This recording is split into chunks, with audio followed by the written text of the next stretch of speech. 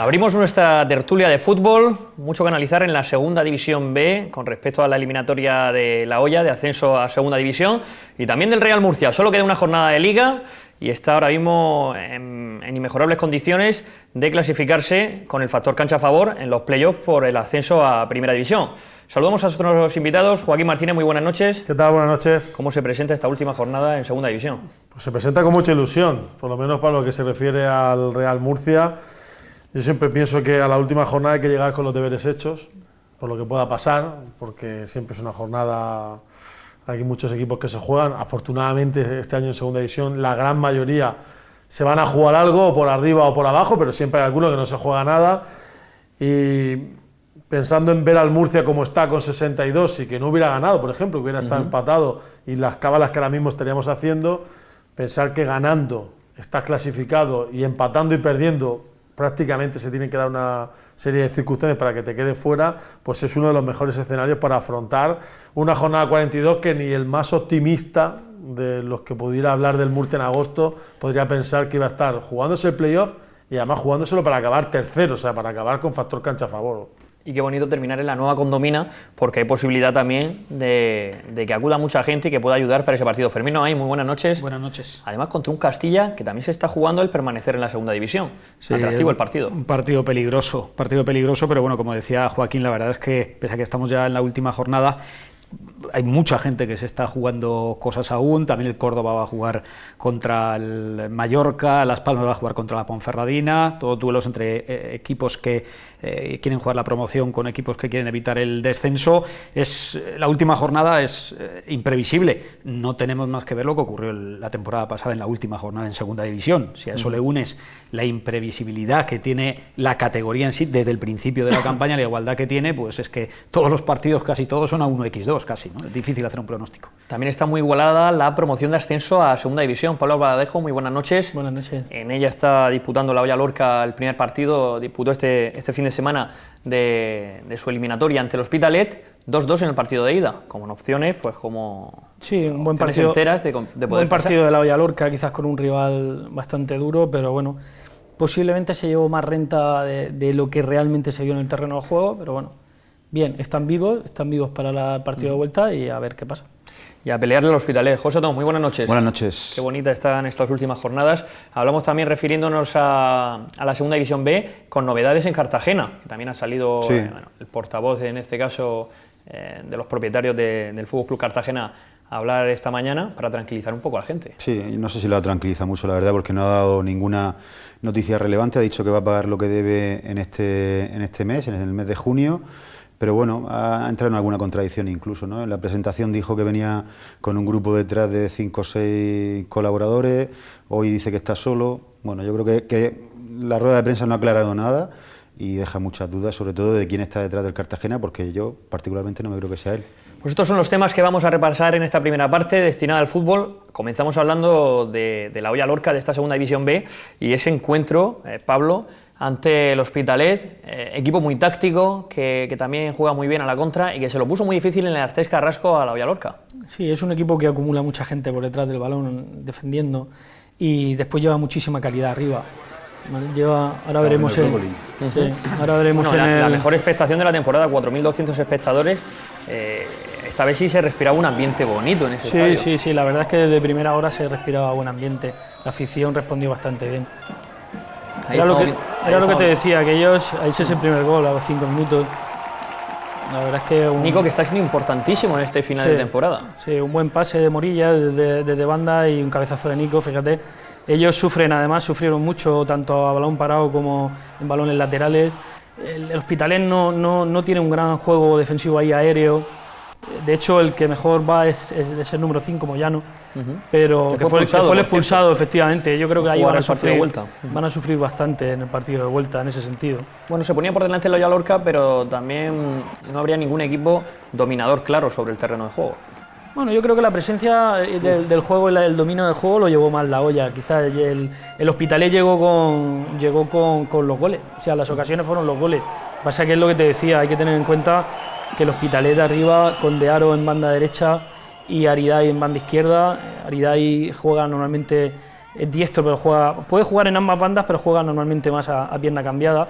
De hecho, el primer gol viene a raíz de eso, de una diagonal. Estamos viendo un mal despeje también de la defensa, Blandita en este caso. Sí, pero es que llegan con mucha gente. En esa acción recuerdo que llegaron, fíjate, hay 5 jugadores, hasta 6 con el que está allí en el lateral, 6 jugadores del Hospitalet llegando a zona de remate. Era un equipo que trabajaba muy bien en el centro del campo y en defensa, y que luego salía muy rápido con los 3 jugadores de arriba. Tiene a Paul También en se el centro mucho del campo, que es un jugador muy dinámico, impresionante, le da un equilibrio al equipo terrible, y salen con muchísima velocidad en banda.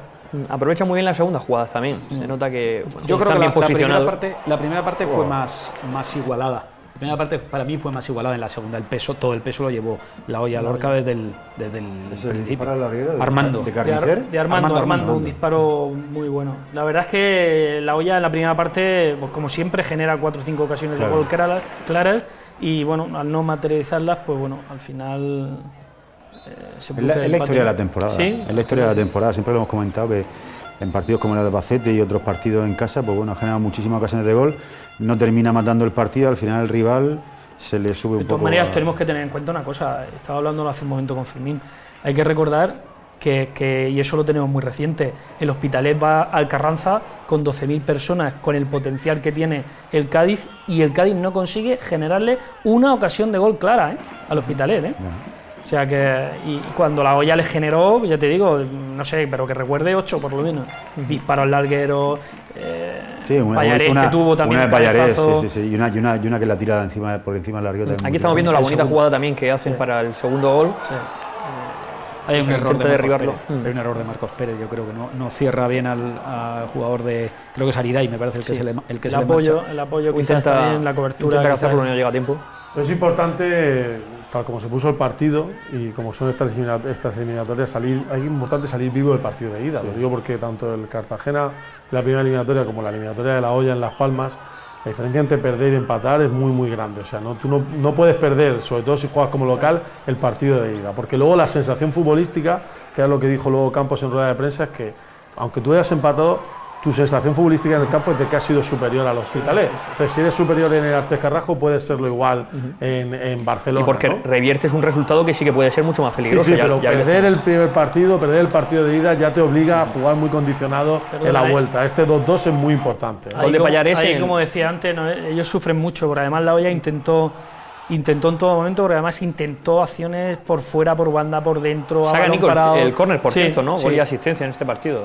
Y ellos sufren, los balones laterales sufren mucho. Yo creo que lo mejor del partido para la olla, más allá de que llevara el peso, es cómo reaccionó después del 1-2 del Hospitalet, ¿no? Porque cualquier otro equipo seguramente se hubiera venido abajo. Además, el segundo tanto del Hospitalet es absolutamente inmerecido. Es la primera vez prácticamente que pasan en el centro del campo, y a partir de ahí que la olla fuera capaz de levantarse tan rápido, con orgullo, con amor propio, y empatar el encuentro es muy significativo, porque va mucho, como decíais, va mucho de perder 1-2 a empatar el partido al final. La olla Y sobre todo la experiencia, perdona, por lo que está diciendo Fermín, la experiencia del futbolista de la olla Lorca, ninguno ha jugado a playoffs de segunda vez.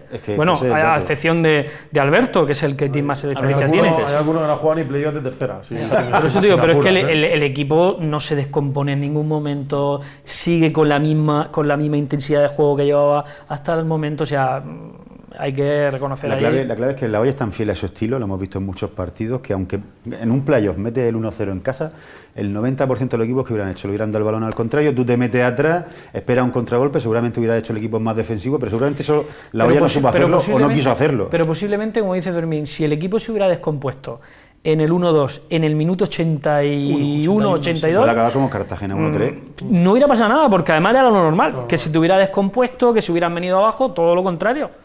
Empata, y luego incluso aprovechando la expulsión de Moyano tiene una llegada al final, y el Hospitalet se queda replegado. Al final, del 1-2 que tú tienes que ir ahí a Hospitalet a ganar 0-1, bueno, el 0-1 no te vale incluso, tienes que ganar 0-2, obviamente. Claro, bueno, el 0-1 no te hubiera valido a ganar, a tener que ir a jugar un partido a ganarlo. Pero lo comentabas tú, que posiblemente el planteamiento de la olla Lorca ha sido, indiferente del campo en el que jugaba o el rival, ha sido siempre el mismo, y posiblemente vaya al Hospitalet y vaya también a tener posesión, a generar su jugada y a hacer su fútbol. E incluso yo creo que viene mejor el partido, más allá del ambiente que pueda haber, tampoco Hospitalet, es un sitio van 3.000, 4.000. que podamos decir que vaya a condicionar el campo, ¿no? No es como una eliminatoria que sabes que tienes que jugar ante 20.000 espectadores, pero el hecho de no llevar el peso del partido, de que aunque el que tenga el 0-0 le vale al Hospitalet, pero el hecho de jugar como local le va a dar un papel más dominante teóricamente, que a lo mejor a la Loya Lorca le viene bien, como le pasó en Las Palmas, ¿no? Estar un poquito, ahora tú tienes que llevar la responsabilidad de la eliminatoria, aunque yo sea el que tenga que marcar,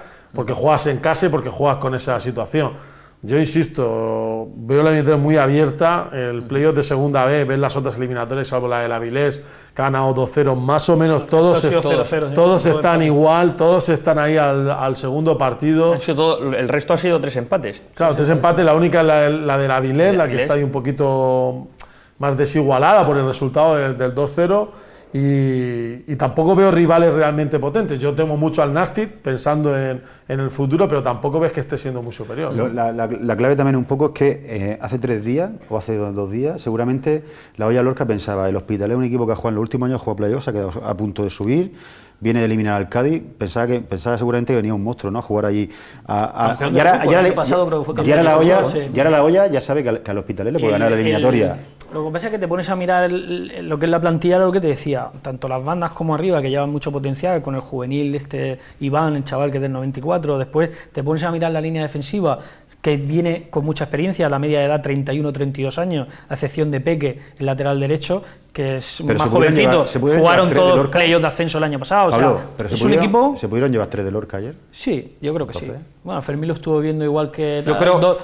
fácil, a 3... mí el Hospitalet me gustó, me parece un equipo serio, duro, y va a ser difícil ganarle, pero creo que la Loya fue mejor. Yo creo que mereció... Incluso José Miguel Campos comentó en rueda de prensa que creía que se merecía un poquito más su equipo. Que había hecho es lo que te decía para llevar su mejor resultado. Era lo que te decía antes al inicio. Yo, para mí, el Hospitalet sacó demasiada renta de lo que realmente se vio en el partido. Yo, siendo sincero, para mí la primera parte puede ser de empate, porque ellos tienen el gol y llegan 2-3 veces más. Alberto saca un par, 2 buenas intervenciones, aunque sean disparos lejanos. La Loya tiene el gol y luego tiene el larguero de Armando y alguna otra oportunidad, pero estuvo, digamos, más igualada. A mí el Hospitalet me gustó más en la primera parte que en la segunda. En la segunda cambió delantero por delantero para empezar. Lo que pasa es que en la segunda echó parte, las líneas atrás y la segunda parte no salió de su campo.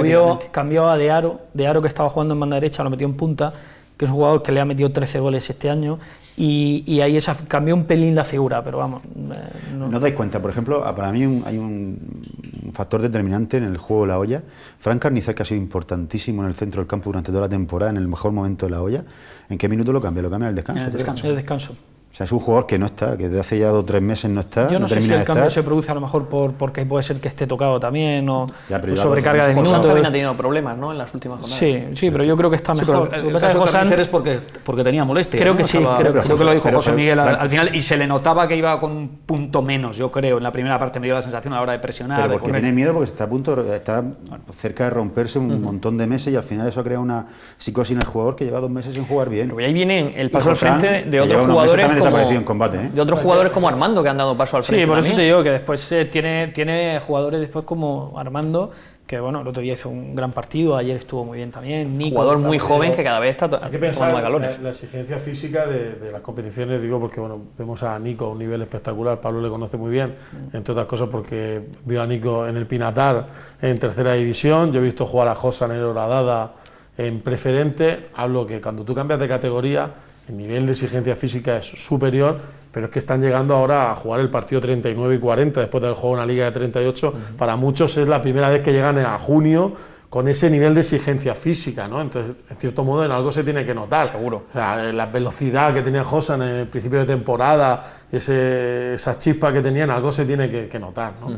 Sí, Josan estuvo hasta la mitad de la temporada, fue un jugador determinante. Lo que pasa es que coincidió su bajón con el hecho de los rumores aquellos de que se iba al Cádiz. No sé si se va al Cádiz definitivamente o no, si no han fichado los Pina o no, creo que sí, pero me refiero, al final los jugadores tienen un poco de miedo al futuro también, y a veces le hacen no meter la pierna con toda la mala leche que deberían. comenta Joaquín es el principal hándicap de la Olla Lorca, esa inexperiencia, falta de costumbre en estos momentos. Con respecto a un equipo como el Hospitalet, que aunque la gente pueda pensar que bueno, nunca está en segunda división, pero sí es un equipo clásico de segunda división B, con Miguel Álvarez antes, ahora jugar playoff, con jugadores más o menos acostumbrados a jugar este tipo de situaciones. El Lorca los tiene también, porque tiene un guardameta que quizás es el mejor de la categoría, como es Alberto, y sin el quizás, pero tiene otra serie de futbolistas que, siendo muy buenos futbolistas, están ante su gran eliminatoria.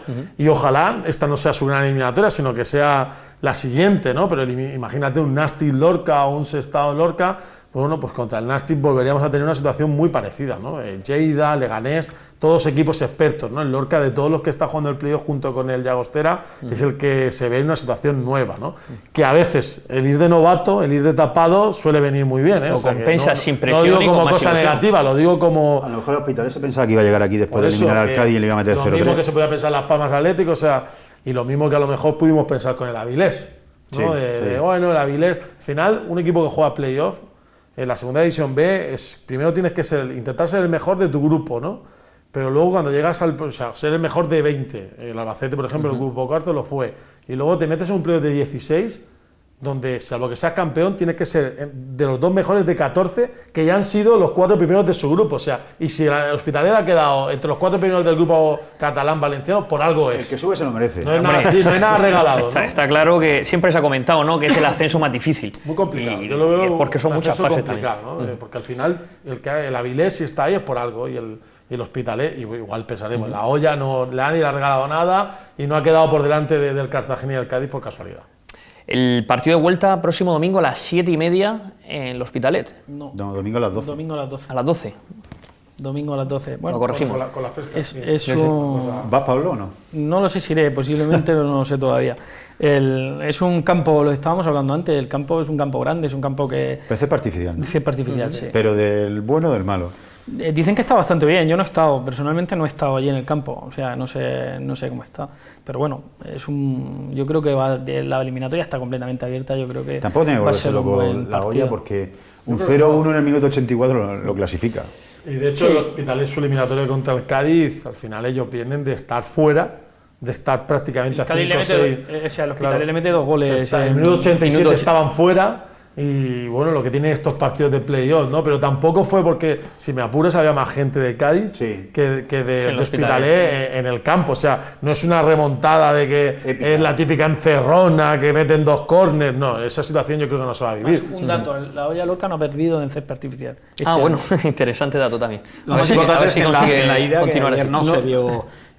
yo no vi que el Hospitalet tuviera más fuera argumentos superior. Ha perdido el miedo. la Olla, ¿no? Te digo yo que la Olla está bueno, que con este partido ha perdido el hombre, miedo. para ellos, a ver, para el Hospitalet es un buen resultado, ¿eh? Tampoco vendamos que es fácil, sí. pero yo creo que la Olla va a tener, yo creo que puede tener sus opciones. Sí, Pues lo contamos la semana que viene. Vamos a repasar también un poquito cómo está la última hora en Cartagena, donde esta mañana pues Javier Martínez hacía declaraciones sobre el futuro del club. Yo creo que podemos escucharlas ahora también. Pero bueno, básicamente quiere tranquilizar a los aficionados, como comentábamos, pero ha generado también alguna que otra duda. Sí, ha generado alguna que otra duda, ha dejado algunas lagunas en alguna respuesta que ha dado. Ahí estamos viendo la pancarta del capitán Mariano Sánchez, con celebrando el gol. Paradójico, buen fondo para Javier buen Martínez. fondo, la verdad es que buen fondo. Y bueno, no ha contestado a muchas preguntas, ¿no? Sobre todo a... Lo escuchamos a Javier Martínez y valoramos. El lema, yo creo que de la conferencia es el laissez-faire, laissez-passer, es decir, hay que dejar hacer y dejar pasar. Esporto está con el FC y eso es importante que quede claro y lo va a seguir estando. Obviamente necesita la afición. Voy solo en esta andadura, eso que quede claro, ¿no? He rechazado una opción de compra de un paquete minoritario, que ha sido también pues una situación que ha estado un poco en el aire, pero ahí presente para reforzar, digamos, mi capital. Hubo una persona especial llamada don Florentino Manzano, que me hablaron en su momento de él, me lo presentaron y mantuvo una disponibilidad a ayudarme en lo que fuera. Bien. Este señor ni estuvo, ni está en Esporto, ni lo estará. Bien, el no ascenso, evidentemente, era algo que podía acontecer, y así ocurrió. Pero en ningún momento, y además quiero recordar la rueda de prensa inicial o primera, trastoca mi ilusión y trastoca el proyecto. Mi intención es seguir invirtiendo en Cartagena y estabilizar el club como un camino directo a la segunda A. Bueno, pues valoramos un poco las palabras. Comenzando por esto último que comentaba, de hacer un proyecto para ascender como primero. Sí, obviamente. Es lo que tiene que hacer el Cartagena. Es la única manera ahora también de devolverle ilusión a los aficionados del Cartagena, que la llevan perdiendo 2 temporadas seguidas, que se han resentido los abonos también en... Pero primero, para hablar del proyecto deportivo, tiene que liderar la plantilla que está en vigor. Tiene que resolver la duda si va a seguir Tevenet o no va a seguir Tevenet y qué va a pasar con ciertos jugadores que este año son importantes. Yo creo que todas esas dudas son las deportivas, ¿no? Y obviamente las institucionales... Bueno, deja un poco la duda, dijo al principio que venía con un grupo de inversores detrás o con gente de negocio y tal, ahora dice que está solo, lo acabamos de oír. Lo de Florentino ya, si es una persona que ni ha estado, ni estará en Sport Goldman, no sé por qué habla tanto de él. Al final, cualquier persona que diga que quiera ayudar al Cartagena le van a dar el mismo tratamiento que le dan a Florentino Manzano de abrirle la puerta del club. A mí resulta un poco paradójico, obviamente. Cuando Florentino Manzano ha reconocido incluso que fue él quien se ofreció a ayudar al Cartagena. No, y quien metió a Javier Martín en el Cartagena. Joaquín. A mí estas situaciones, hablo desde el punto de vista de lo que uno puede pensar en su casa como aficionado. Yo creo que la gente quiere movimiento, o el movimiento un poco se muestra andando. Yo creo que llega un momento que cuando ya la temporada ha terminado, la gente en la calle, más allá de que hay que liquidar la temporada, hay que pagar a los jugadores que están, al entrenador, quiere saber qué va a pasar deportivamente con este equipo. Si va a haber una continuidad, por ejemplo, como ha hecho el Albacete. El Albacete terminó la temporada pasada, no ascendió, pero decidió continuar con el proyecto de Luis César, hablo deportivo, de Luis César San Pedro, con la base de equipo y retocar, o si se va a hacer tabla rasa, si va a haber cambio como suele suceder aquí en nuestra región, que es entonces ahora todo el entrenador fuera, ahora 17 futbolistas fuera, solo 2 continúan. Eso creo que es lo que más le preocupa al que está en su casa, es decir, qué tipo de proyectos nos vamos a enfrentar. El año pasado hubo una situación de cambio con la llegada de Fran de Paula, la continuidad de Paco Gómez, pero la llegada de Fran de Paula, y cuando se expone en esa rueda de prensa se expone un proyecto. Yo creo que hoy, por lo que he podido escuchar y por lo que he leído incluso a los compañeros a través de las redes sociales, todos se han quedado un poco como seguimos igual, ¿no? Seguimos un poquito igual. Vamos a esperar, está esto en stand-by. Es cierto que tampoco pasa nada que sea hoy, o sea el viernes que viene, o sea la semana que viene, pero conforme van pasando los momentos y la incertidumbre genera más desilusión. Javier Martínez, ¿qué negocio tiene? ¿De dónde gana el dinero? Es abogado, me parece, ¿no? Pues, que yo sepa, es el abogado del grupo. Del grupo. Fermín. Pues que deja dudas, que palabras, muchas palabras, y luego eso se tiene que traducir en hechos, ¿no? Y me imagino que la gente lo primero que ve desde que llegó es, bueno, el corto plazo, pagar a los jugadores, retrasos. Desde el principio. Hoy, por cierto, que es quizá lo más concreto, digamos, que ha dicho, es que va a liquidarlos durante este mes, que va a pagar lo que debe a los futbolistas durante este mes. Lo que pasa es que la gente, el aficionado, al final lo que ve, yo creo, es que ha tardado en pagar, y luego ha habido algunos futbolistas que incluso han dicho que ha incumplido sus promesas, ¿no? Con lo cual, pues no parece buena señal. Bueno, situación en la que queda mucho por hablar y mucho por delante todavía. Sí, habrá noticias seguramente más concretas las próximas semanas. Quizás que se queda mucho todo ahora a la especulación, ¿no? Porque Cartagena se ha eliminado demasiado pronto también del playoff, y ahora el aficionado pues está esperando respuestas. Él ha dicho que el Consejo de Administración, que son Paco López y Cristina Bustillo, creo que nada más, ¿no? Creo que van a incorporar a una persona más.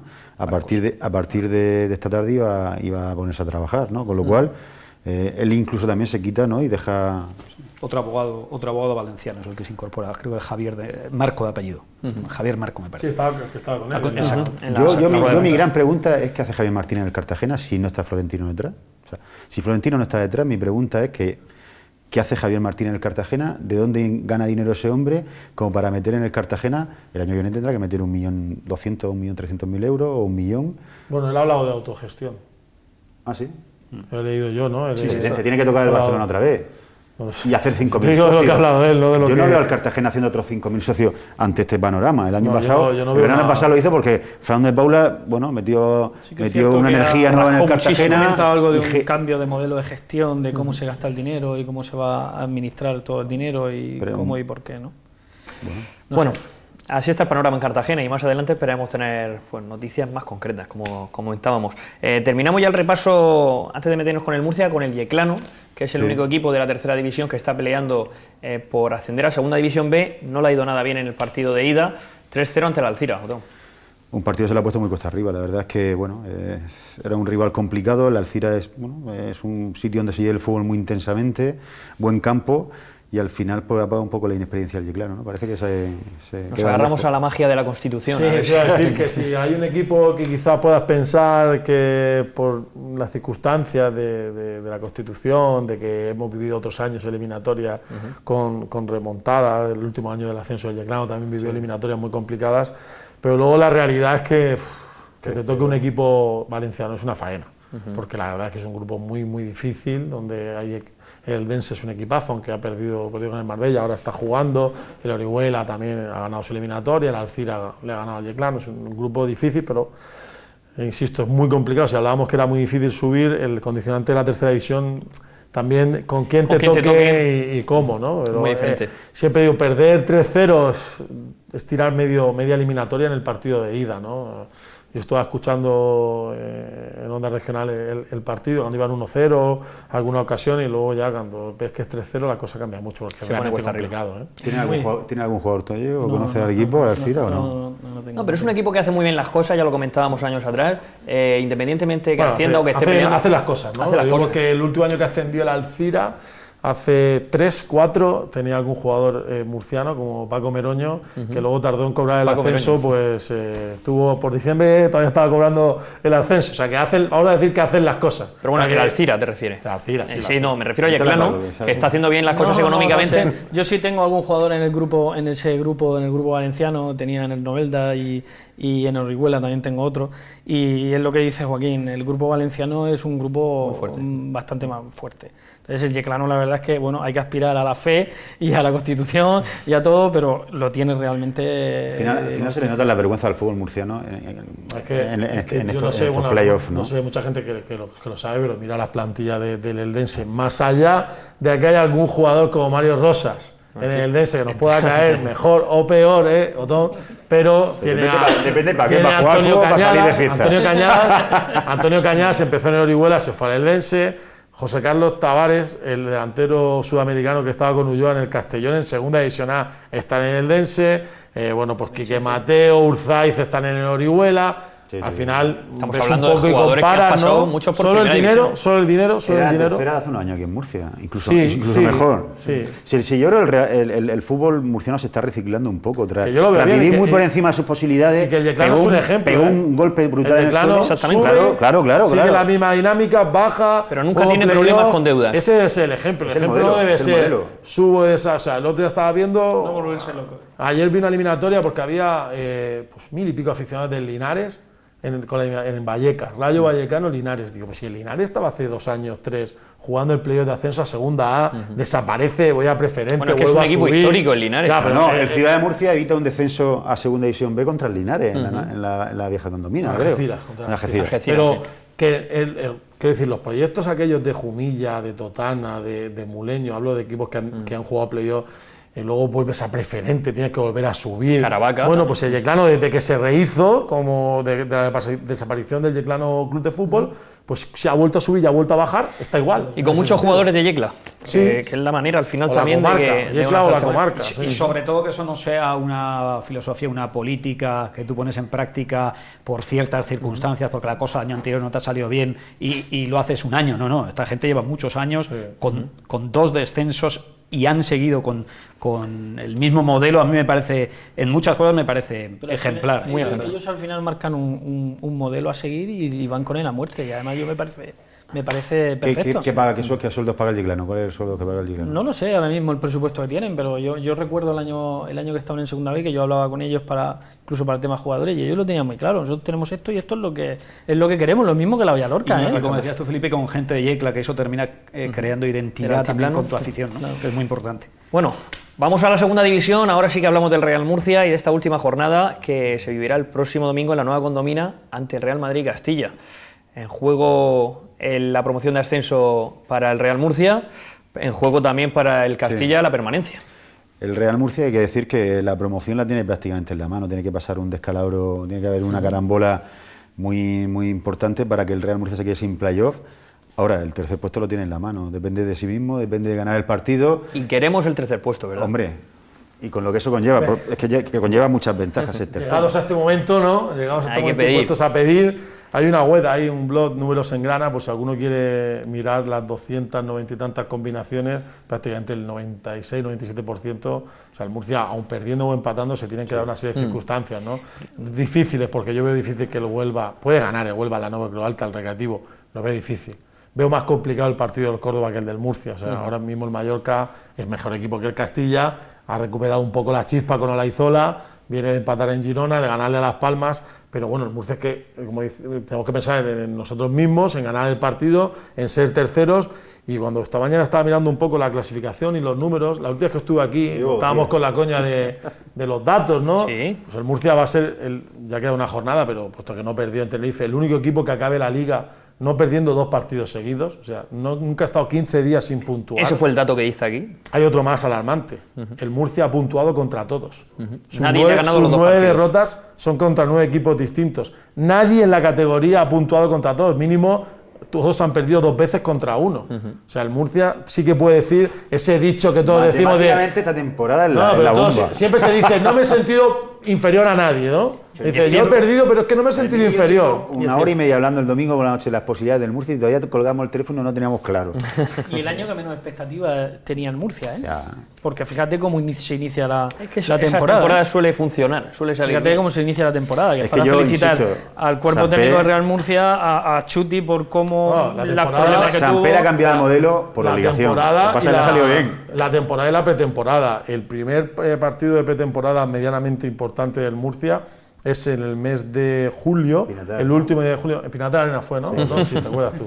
Pinatar Arena contra el Xàtiva, y al día siguiente era cuando oficializaban el descenso del Guadalajara, aunque extraoficialmente tú hayas preparado la temporada para la segunda división, hasta que el 1 de agosto no se oficializó por la Liga el Está descenso lleno de de canteranos, Guadalajara, el equipo lleno de ese canteranos. partido era como, estamos jugando contra un equipo de esta categoría, de otro. Esa era la realidad de un proyecto austero, con un presupuesto, uno de los 4 presupuestos más bajos de toda la categoría, con una categoría en la que empezabas con un Zaragoza, con un Mallorca, con un Deportivo La Coruña. Y te das cuenta, muy y te fuerte. das cuenta que a veces hay ciertas cosas que son tonterías en el fútbol, tontería o no, pero este año, por ejemplo, el equipo no se concentra antes de los partidos y no pasa nada, y el año pasado se concentraba. Todavía Tampoco lo hacía el Barça de Guardiola, así que al final muchas Bueno, veces es lo que importante- funcione. Lo más importante es saber, se suele decir que saber rectificar. Luego Samper podemos no ha discutir rectificado por qué. porque haya pensado. Luego, bien, pero eso sería otra cuestión que creo que vamos a estar de acuerdo. Otra cosa es por qué, pero si hablamos, por ejemplo, del Chuti, de la dirección deportiva, se ha sabido rectificar y ha tenido como ejemplo lo que había ocurrido el desastre del año anterior para no repetirlo. Desde el principio era prácticamente una obsesión, lo escuchábamos cuando empezaban a llegar los primeros rumores sobre fichajes, que buscaba, entre otras cosas, ¿no? Pero que era quizá lo primero o lo segundo que buscaba el Chuti en un Primero jugador. el perfil Compromiso, psicológico. Sí, sí. que no se metiera en líos, qué referencias había personales más allá de las Querían futbolísticas. hacer un vestuario más allá Casi de una un obsesión, buen porque cuando iban llegando futbolistas en la presentación de esos jugadores, siempre, y sin que nadie lo preguntara, el Chuti hacía referencia eso a es. este tipo de cosas, de aspectos que quizá el año anterior, bueno, quizá no, seguro no se habían tenido. este año el tanto Chuti ha cuenta. pedido antes un certificado de penales que... Y tomar si a eso referencias, le unes- muchas Y referencias. si a eso le unes la contratación de un entrenador que está demostrando tenido- hacer un grupo desde el primer día, sacarle todo el pringue y más a unos futbolistas, que es lo que está haciendo Julio Velázquez, unido a la sintonía que hay, yo creo, entre el plantilla entrenador y el más director corta de deportivo, segunda, las plantilla- consecuencias están. ¿La plantilla más corta de segunda? ¿Es la plantilla más corta de segunda del Murcia? O sea, me refiero, estamos hablando de que creo que tenía 21 22 fichas, se fue Sergio León, Óscar Sánchez lesionó a la mitad de la temporada, Quedó con 20. al final con 18 Pero es que 19 todos han jugadores. sido importantes y todos han participado y en algún momento de la temporada han sido decisivos para el Real Murcia.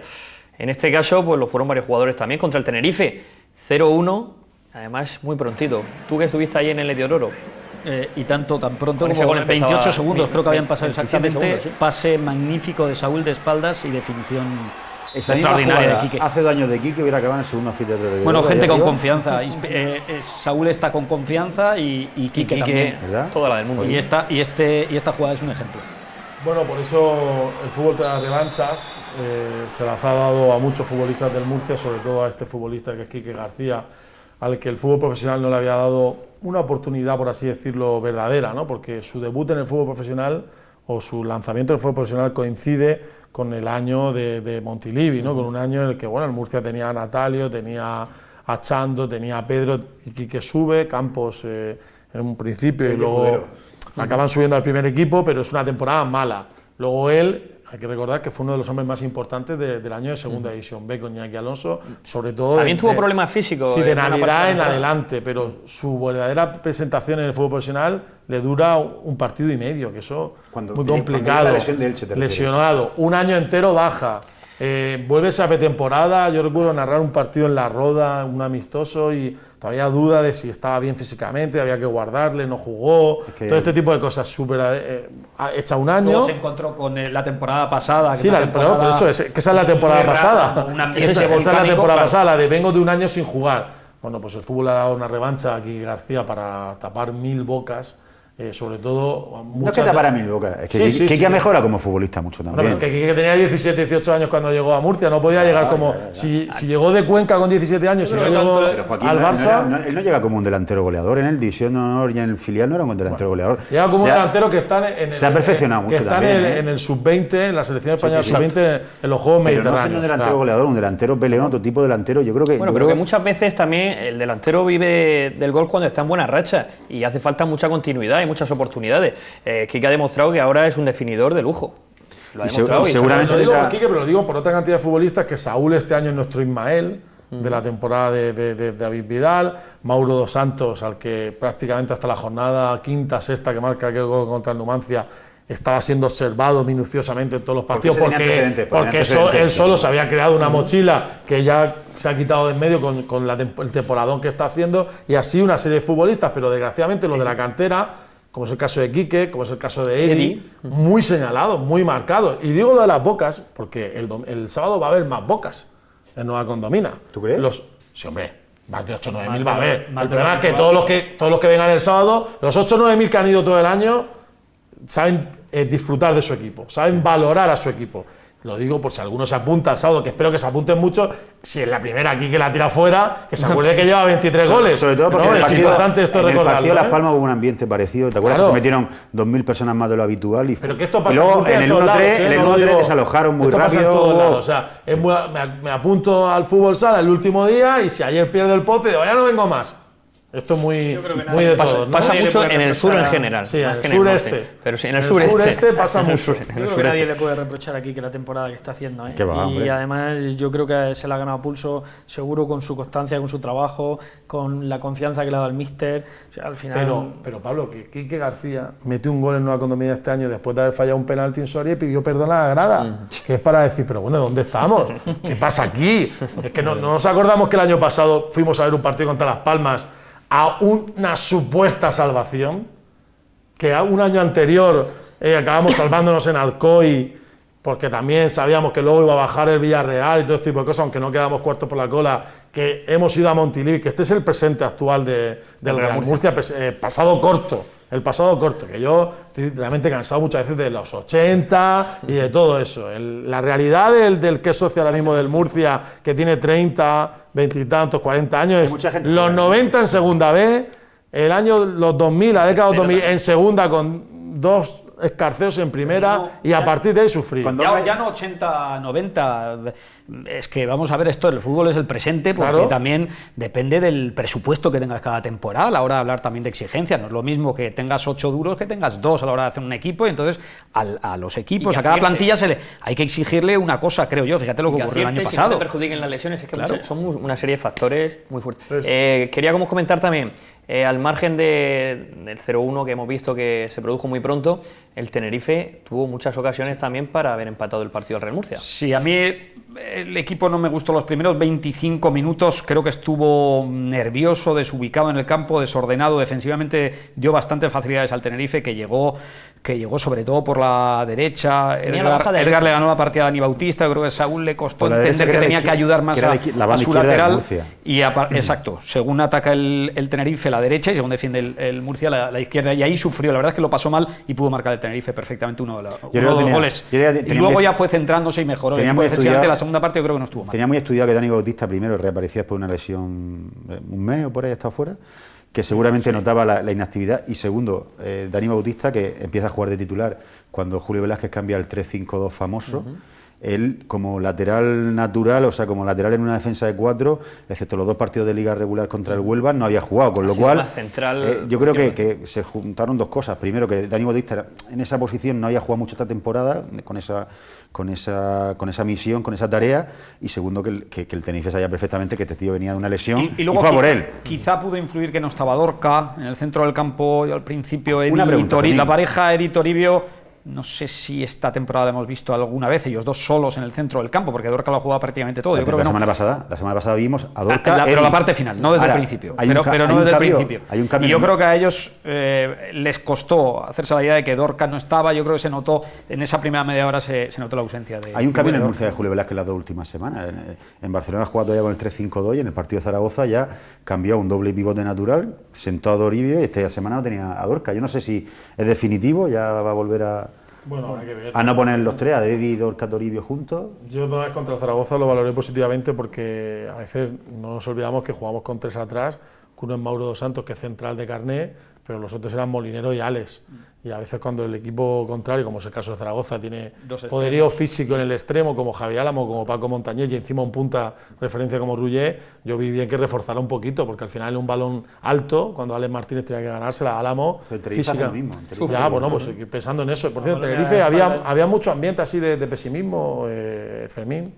Digo, porque había leído durante la semana, han perdido 6 partidos seguidos. Sí, los 6-0-1. Los últimos 18 puntos ha sacado 0. Sí, 0-1, 1-0, 0-1, 1-0, los 6 últimos partidos. Equipo que acaba de ascender, que el arranque liguero fue lamentable, pero que ha celebrado la permanencia. Hablo que Tenerife ha jugado en Europa, jugado eliminatorias que hay mucha importantes de Copa de la UEFA. Pero digo la mentalidad de decir, lo hemos pasado muy mal. Se han cagado el director deportivo esta semana, por eso es verdad que fue digo el ambiente que en partidos anteriores, pero no, yo no vi un ambiente de funeral. El ambiente de decir, lo hemos pasado muy mal y ahora vamos a disfrutar que estamos en segunda división, ¿no? Es verdad que eran menos, pero la gente en la grada empujaba bastante. Había bastante que ya gente, prácticamente nos estaban jugando. ¿Había buena entrada? No sé al final cuál era el dato oficial, pero y pico.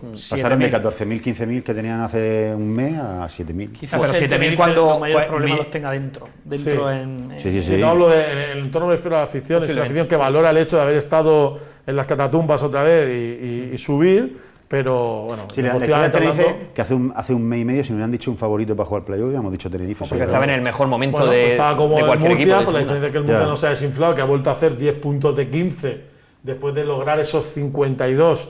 El día que logran los 52 viene de una racha muy buena. El Murcia ahora mismo ha perdido un solo partido de los últimos 10. Ha hecho 10 puntos de 15 una vez que ha logrado esos 52. El campamento base, el Murcia ha seguido fuerte. Es que como dice Fermín, el Tenerife de los últimos 18 puntos no ha sacado ninguno. Lo que lo mató fue el partido de Las Palmas. Un partido que pierde contra Las Palmas. Que no merece perder. Ahí es donde el Tenerife muere anímicamente, muere porque no es capaz de remontar. Tenerife que veremos cómo llega a la última jornada, porque podría hacerle un favor al Murcia, ¿no? Pues si pasa el rival del Sporting. No creo. En el Molinón. Bueno, hay maletines. Lo dudo mucho, esos partidos no salen ni las casas de apuestas. Yo no sé nada. ¿Este año hay maletines? Yo no he visto eso habrá que verlo. El Sporting es el que seguro que va a ganar esta semana. Los demás no lo sé. Por lo que vi del Tenerife. El Sporting y el Girona. No se juega nada contra el Porque lo del Deportivo va a llegar alguno todavía. En el Heliodoro el otro día, y pese a que no se estaban jugando ya nada prácticamente, aunque matemáticamente tenían una opción, pero vamos, ellos no se estaban jugando nada.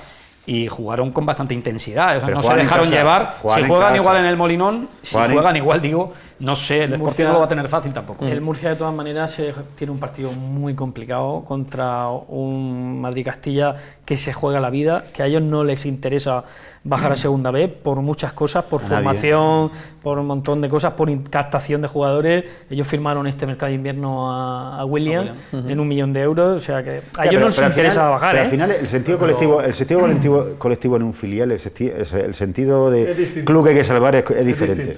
Ahí va a ir cada uno a hacer su partido y a salir. Esas dos cosas las valoro. Primero, la ansiedad por bajar es muy distinta. Pero por al final subir. un filial es como un melón, Hasta que no lo abres no sabes cómo te va a salir. Pero la ansiedad del último día por bajar es muy peligrosa con respecto a la ansiedad por subir, ¿no? la pierna te tiembla menos. Si tú tienes que lanzar una falta o tienes que hacer una acción pensando en tu cabeza, estoy jugando por subir, a la pierna engarrotada del Mallorca en Córdoba o del Alavés en el campo de la Victoria. Esos partidos son complicados. Y luego el sentimiento de colectividad de William José, vamos a salvar, de Tomás, de José Rodríguez, que le han dicho, oye, que no te estires mucho, que te vas con el Madrid a Estados Unidos en 2 semanas, 3, un mes. Que la es mitad, distinto. la Ahora estarán hablando con equipos ya una para prueba de que ese sentimiento de colectividad lo quiero yo para el Barça B, que le mete 4 al Murcia, le mete 4 al Alcorcón, no jugándose nada y siendo un equipo que estando ahí puede perjudicar, que esto es tremendo, que un equipo que no compite, que no puede subir, que no hay una liga de filiales aparte, que el Barça B, si hace 63, es diferente que acabe empatado con Las Palmas, con el Córdoba, con el Sporting, a que acabe empatado con otro, y sus resultados sí cuentan cuando él no cuenta para subir, ¿no? Condiciona totalmente. Prueba de cómo son los filiales en cuanto al colectivo, a cómo juegan, cómo se lo toman, es lo que ocurrió en el partido de la primera vuelta. El Castilla-Murcia, probablemente contra cualquier otro equipo del Murcia no hubiera puntuado en ese partido. Tuvo mucho mérito lo que hizo el Murcia, pero también el Castilla le ayudó jugando toda la segunda parte y parte de la primera. Quiero recordar, con 9, vas ganando 2-1 y te marcan el gol del empate y tú eres incapaz de marcar un gol, pues seguramente porque ahí cada uno estaba haciendo la guerra por su cuenta, ¿no? Pregunta, ¿el Real Murcia tiene que salir a por el partido descaradamente? ¿Tiene que esperar que el Real Madrid se la juegue o...? Yo creo que tú tienes que jugar como estás jugando los últimos partidos, que esto es fácil decirlo. Luego otra cosa es decir, lo ha vendido el entrenador con naturalidad. Tú necesitas, lo único que te asegura meterte en la promoción ahora mismo es ganar, pues tienes que salir a ganar. Me no digo que vayas a salir a tumba abierta y a suicidar. El Castilla con depende, un 96%, ¿no? Había dicho opciones más o menos de que se clasificara. De todas maneras, el Murcia, incluso el partido del Mini Estadi, que marca un gol nada más empezar el partido se lo anulan, en los últimos 2-3 meses prácticamente han enfocado los partidos de la misma manera. Si la primera parte ha estado un poquito más... El día aquel creo que fue el Sabadell, ¿no? La primera parte vas con 0-0, pero la segunda, el arranque del partido contra el Zaragoza, es salir a ganar el partido. Y quizá el partido se va a romper mucho por eso, porque el Castilla va a hacer lo mismo, pero tú tienes que poner al Castilla contra las cuerdas, ¿no? ¿Juega Malonga? Yo llevo pensando 2 o 3 semanas que Velázquez iba a sentar a Malonga. Como hasta ahora no lo ha sentado, pues pienso que buen momento, por cierto, de Wellington Silva. Wellington Silva de nuevo, que había tenido un par de jornadas, había estado menos acertado en el desborde, cosa que el Murcia agradece mucho cuando está bien, porque genera muchas ocasiones de gol. Sí, pero no ha dejado de intentarlo. Lo importante es, como el caso de Saúl. No, su actitud buenísima. La actitud de encarar, de intentar desbordar, aunque es verdad, los 2 partidos anteriores no haya estado tan inspirado. Lo que pasa es que, claro, jugar al nivel que había jugado los 4 o 5 anteriores, hay pocos jugadores en segunda. Y es verdad que en Tenerife estuvo esta mañana he puesto la lupa en los números de Malonga. Malonga en los 6 últimos partidos lo ha cambiado 75, 73, 69. O sea, en los 2 últimos partidos ya lo ha cambiado a los 10 minutos de la segunda parte. Y en Tenerife calentó Tete en la primera parte. Muchas veces, José, la diferencia algo no le gustó la diferencia de jugar con Malonga o no, con respecto al juego de Quique, es muy importante. Sí, pero Malonga lleva un par de partidos desaparecidos. Ya, pero yo lo valoro mucho, tanto el día de Alicante, aunque fallara ocasiones claras, aunque falle ocasiones claras. Un buen partido en Córdoba también. El no tener a Quique solo ahí en una isla peleando contra el mundo, yo lo valoro mucho, porque es una alternativa al juego directo del Real Murcia. Tener a Malonga es una alternativa. Bueno, pero el que más lo agradece es Quique, posiblemente. Pero no puedes jugar con Saúl ahí y sacar a Tete por una banda, por ejemplo. No, pero yo creo que es el plan B. Yo creo que tú a lo mejor Saúl yo creo que hace más daño en la banda.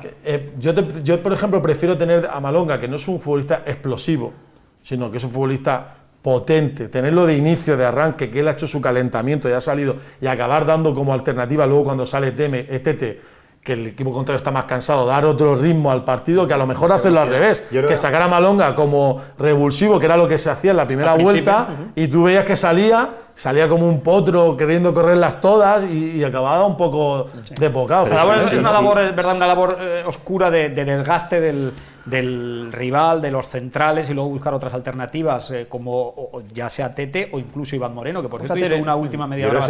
Vamos a hacer un pequeño repaso también, al margen del partido entre el Real Murcia y el Real Madrid Castilla, a los equipos y las opciones que hay de que se metan en el playoff. Ahora mismo el Real Murcia tendría la hipotética tercera posición, ¿no? Porque el Barça no cuenta, con Real Sporting por debajo, Las Palmas, Córdoba, Recreativo y hasta el Sabadell es el que tiene opciones de clasificarse para ese grupo. No lo pilla. Hay un detalle muy importante, ¿no? Que el hecho del Sabadell Recre, uno está con 60, otro con 58, el Sabadell en el momento que arranque el partido sabe que ganando al Recre tiene que esperar otra combinación, se puede meter, son partidos peligrosos, porque si se dan todos los resultados de los otros partidos, si el Sabadell ve que al descanso Las Palmas gana 3-0, el Sporting gana, como el partido del Córdoba, veo difícil que del Córdoba-Mallorca haya un resultado holgado. Y Las Palmas tampoco, no puede especular nadie, no puede especular nadie. Pero pues, como dice ese nadie, resultado no beneficia al Murcia, nadie, porque de base veo difícil que el Recreativo gane en la Nova Creu Alta. Un empate en ese partido, o que gane el Sabadell,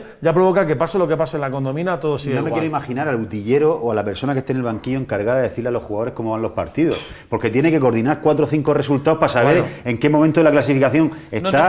Tienen que salir todos los equipos a ganar, no puede especular nadie. Pero no te preocupes, que si hay que especular, yo he visto finales de liga como hace 2 años el Rayo Vallecano-Granada, se tenía que dar que el Atlético de Madrid ganara, que el otro tal, y cuando se dan todos, el utillero no sé, pero en medio campo saltó y dijo, ahora es el momento en que hay que hacer el gol. Y se hizo el gol. O sea, la conclusión es que el Murcia tiene que ir a ganar su partido. Es que no puede especular yo nadie. creo que la clasificación va a quedar exactamente igual que está. Sí. Yo creo que va a quedar exactamente igual que está. ¿Y por abajo?